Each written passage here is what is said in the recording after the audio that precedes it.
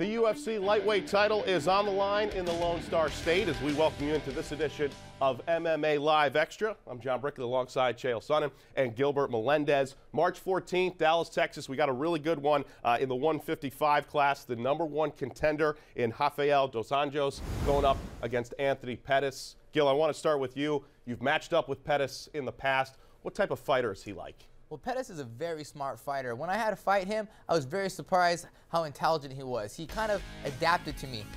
The first round was going really well for me. In the second round, he was able to adjust. You know, he took a step back. He was able to stop my forward pressure and counter. I was also impressed with the speed. He's a fast kid. He can throw that jab down the middle, and he can throw a really good hook. So he wasn't the strongest guy. He wasn't the best wrestler, and I pushed him backwards. I thought he did good, but very impressed with the way he adjusts and he had his hand speed. So very tough fighter. Chael, as a former fighter, have you ever seen somebody that dynamic? And if so, what was the game plan going up against a fighter like that? Well, let's start with the 155-pound division. This is the toughest division in the UFC. You know, use a little expression. There's about 10 John Joneses in that weight class. When you talk about pure skill, Anthony Pettis sits on top of all of them. That's a tremendous compliment. Now, Dos Anjos is having about the best 24-month period of any fighter I've seen. But in that last 24 months, he's got a great win over Cowboy Cerrone. He caught Benson Henderson, and he was mauled by Nurmagomedov.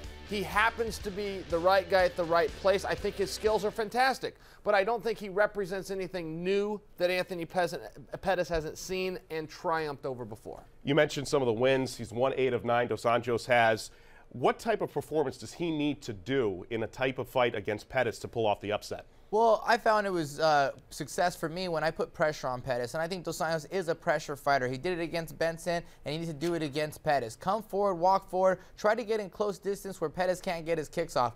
Be prepared for his boxing, though. Dos Anjos has a pretty tough chin, and he likes to come forward, and he's not scared to strike with anyone. I think he's a great striker. I think he could strike with Anthony Pettis, maybe mix in some takedowns. He's a very well-rounded fighter, except I think Pettis is just a little better everywhere when it comes to athleticism and striking, except, you know, takedowns I will give to Dos Anjos, but Dos Anjos needs to put that pressure and stay in Pettis' face and make it a dirty fight. So in the end, are we going to see a changing of the guard? You know, I don't think so. Now, Dos Anjos, and I will like to acknowledge this point, he will surprise you. If you go back and look at his fight with Donald Cerrone, he went out there and out-kickboxed the kickboxer. We all thought he would take him down or have to. He very seldomly did. He faked the takedown, and he came up with the strikes, and he really surprised the Cowboy. Again, I haven't seen anything from him yet that makes me believe he's got a good shot at upsetting Pettis, but I will admit he's known to surprise us. Same for you, Gil?